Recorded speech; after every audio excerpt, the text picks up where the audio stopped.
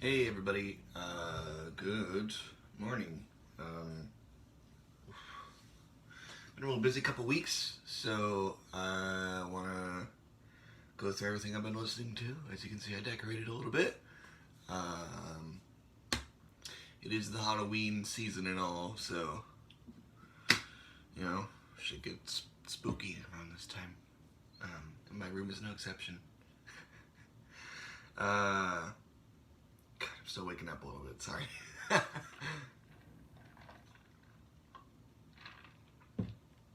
First thing on the docket is this, the subject of minor controversy within the Nine Inch Nails community, because everybody in that community is a goddamn dork, myself included, and was dying to add this to their collection.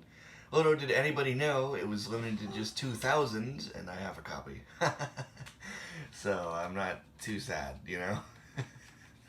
I laugh, and there's people out there that were pretty bummed out for missing out on this. But if it makes them feel any better, there was no inner sleeve with this, and it was kind of beat up a little bit on arrival. Not that I really mind, but yeah, vinyl showed up in perfect shape.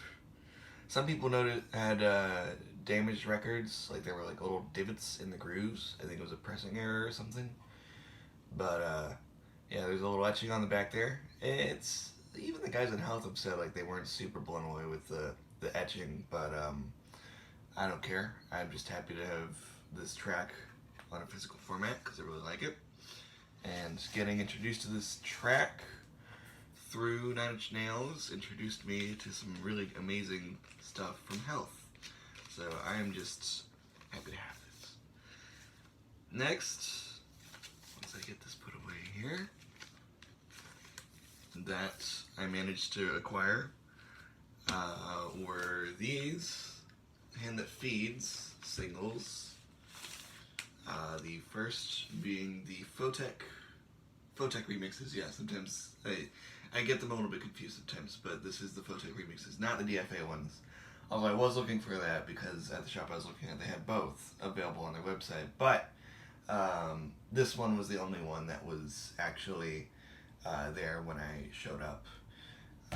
And then the 9-inch UK import vinyl of the Hand That Feeds, which actually pairs very nicely with my copy of Only, the 9-inch copy I have of Only.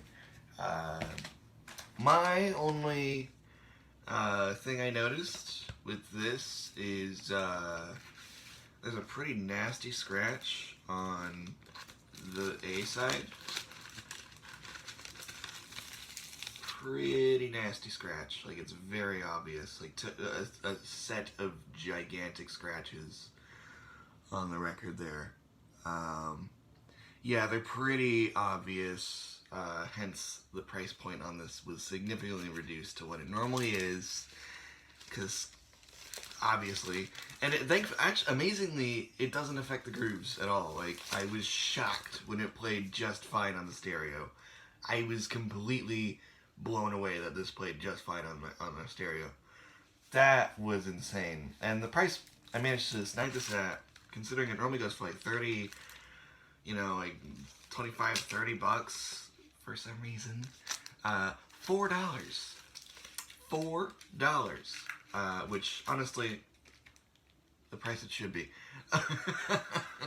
The remix on the B-side is nothing new. I thought Home was on the B-side, and I was really excited to have a copy of an original pressing of Home, considering the only issue I have of it on vinyl is from the 2019 vinyl reissue, which, yeah, the original press did have Home on it, but, like, I wanted an original with Home, I'm just a fucking dork like that. So, I managed to snag this for a really solid price considering how much those normally go for. And now I've got the little, with teeth, 9-inch vinyl set complete. I will try eventually getting the, Year Zero 9-inch singles, but I have not seen those for reasonable prices literally anywhere ever. So, It might happen someday, I don't know. I like to get all the 9-inch singles eventually, but I'm not counting on it. Next up, it's an excellent score. It is not a soundtrack. Sweatbox Dynasty by Tobacco. I really like this record. Some people gripe about it being underwritten. I don't care. I think it's good.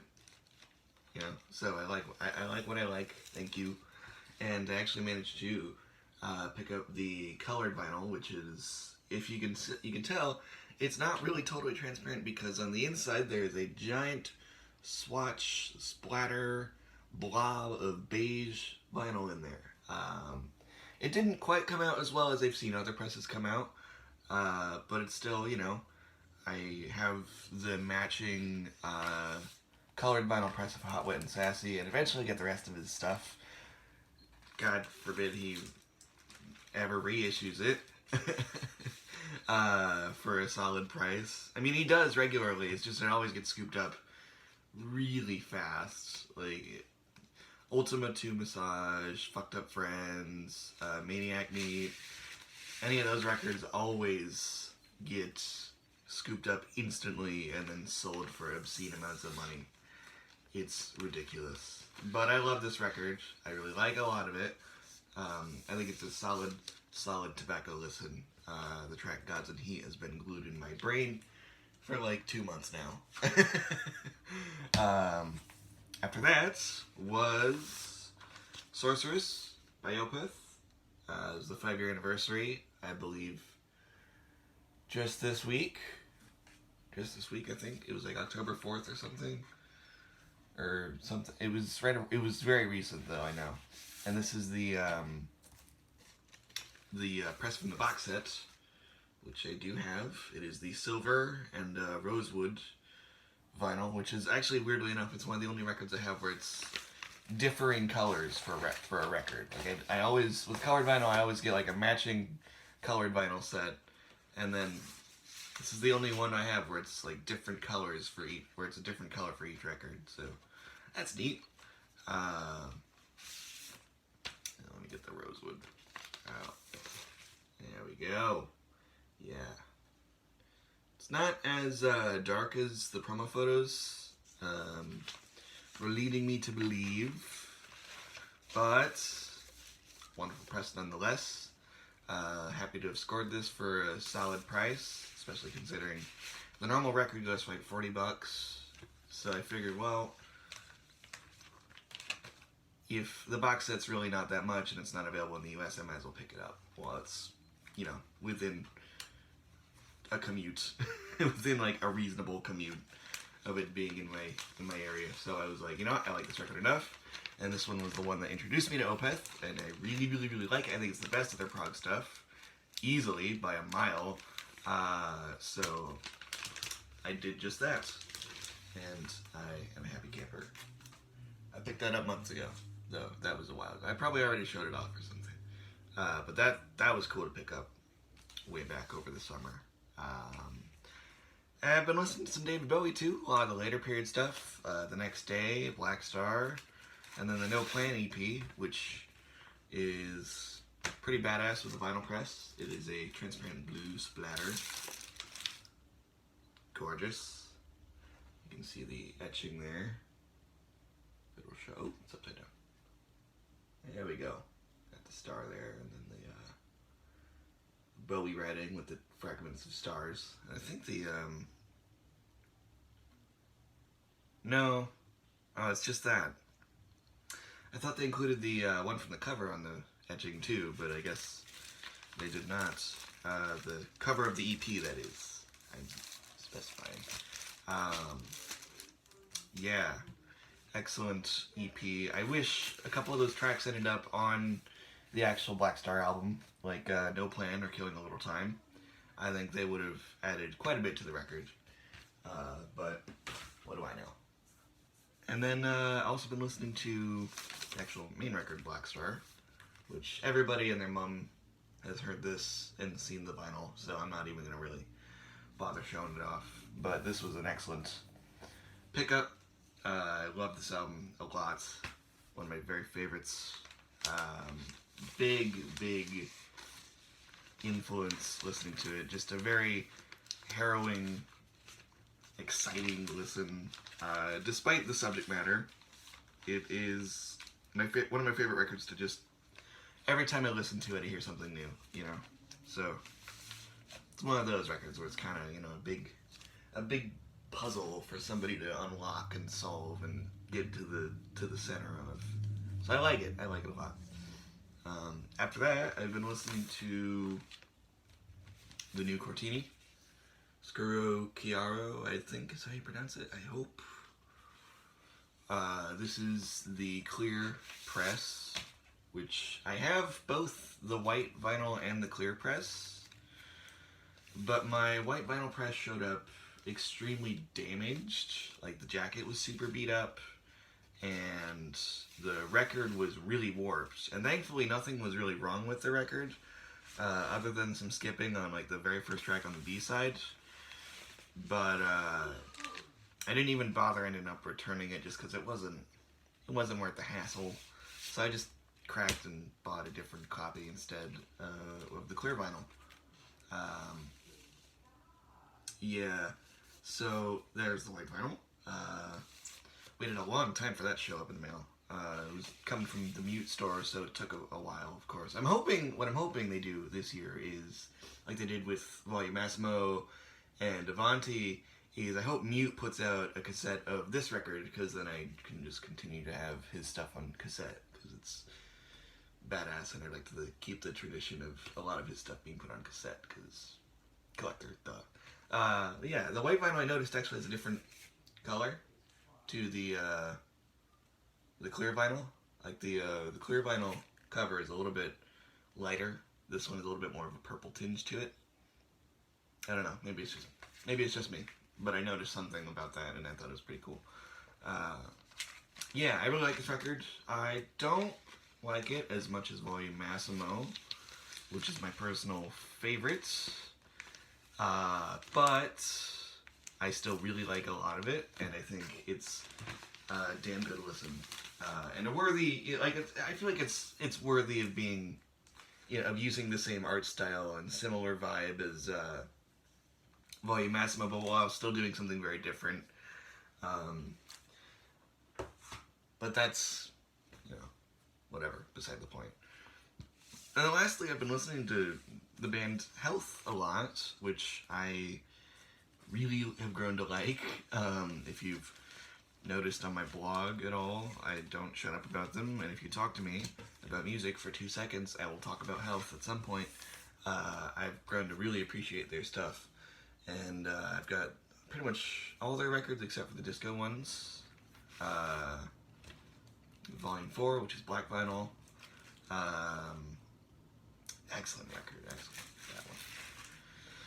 I really like their later stuff a lot.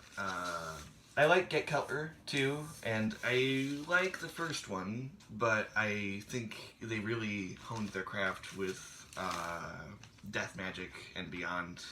I think they made some excellent music throughout that run of records. Also, this record, this is spotty gloss, like it's got the shiny gloss finish on it, and then like around it, where the text is and the little border, it's all matte. I don't know if that really picks up on the camera very well, but it's pretty badass.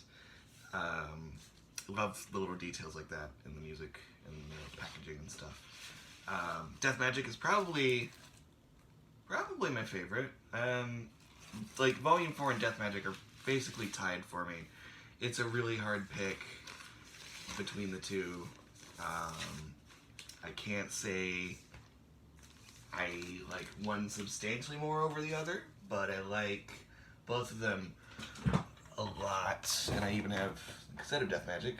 I'm gonna be getting the cassette of Volume 4 eventually, but I've kind of taken a break from buying music through October just to save money for the holidays and shit. But it's a black cassette. It's pretty nice. Yeah, I really like the record. A lot of the tracks on it are fucking great. LA Looks, Dark Enough, Stone Fist, God, what else? Flesh World UK. Shit. Yeah, a lot of this record's really good. It's my shit, man. So good. Yeah. Yeah, and then I got the other two too. I have the other two as well. Get Color and Self-Titled. Get Color's really good if you like a little more pulled together noisy stuff. Like this is a lot more organized and got a little bit more groove to it than their first one does. I don't also really see a lot of people collecting their stuff, so you know, why not talk about them, because they're a band worth talking about and really, really talented and great songwriters. I would get the disco stuff, but the only ones I'm really super crazy on getting that I know I would want are Disco 4 Part 1 and 2. Part 2's not out yet, but Part 1 is. I'm going to be getting that eventually at some point whenever I feel like it. But the original, this is actually the original press of their self-titled one with the minty screen printed cover with the transparent red vinyl. For a second I thought something was wrong with my copy. I was mistaken, because I felt like I thought this record was shorter than it is. It's still really short, but it's like it took up so much more of the space on the grooves than I thought it would, just because I just underestimated how long the record is, you know, as far as like breaking it up into the two sides and stuff, but it's beside the point. That's kind of been all I've been listening to. A lot of stuff, mostly Health and, you know, the usual Opeth, Nine Inch Nails, Trent Reznor related stuff. Yeah, but a little bit more emphasis on the Health, just because it's a new band to me, and definitely a worthwhile listening experience, I would say. And yeah, not too much crazy has been going on. I posted on the blog not too long ago, last night, as like another rendition of the Sleepless Night blogging series that I have been doing. It's the second edition of that, so go give a read if you want to hear me dump a bunch of nostalgia on a website. I mostly was talking about my experiences going out in like this kind of weather at ungodly hours of nights, and like kind of how that influenced a lot of my earlier music, like the early super early like 2017 demos and stuff, like a while ago, like pre-Vanity Contest even. That was an excellent time getting to dwell on that and I guess feel a bit of nostalgia, you know. That's kind of been it. Not too much going on, just gearing up for the next Vanity Contest show, which is at Reggie's. You should go if you're able to. It'll be a ton of fun. Please go. I will drop a link in the description. Yeah, it'll be a ton of fun. We're playing with the mini projects, playing with Geeked, Calco, Loco. Give it a crack. You know, go see it. It'll be a ton of fun. We're gonna be doing a lot of the new record, so come check it out. We'll have some fun surprises in store. So yeah, that's kind of it. I'll see you.